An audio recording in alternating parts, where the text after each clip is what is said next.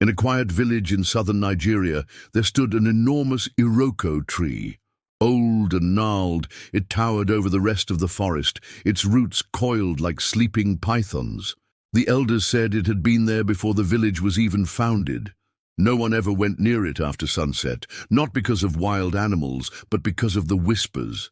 They said at midnight, "The tree called your name." And if you answered, it would never stop calling.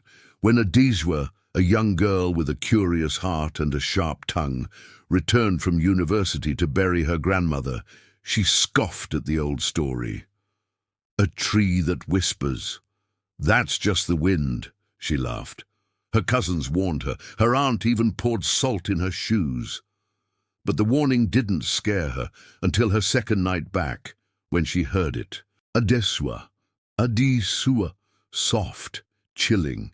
The voice sounded like her grandmother, but slower, stretched. She told herself it was grief, that the mind plays tricks after a loss.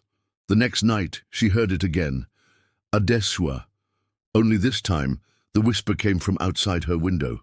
She looked out. There was no wind, no one standing there. Just the tree, glowing faintly under the moonlight, as if it had turned to watch her.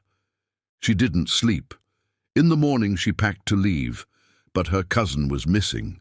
12-year-old Duni, who had slept in the room next to hers, had vanished.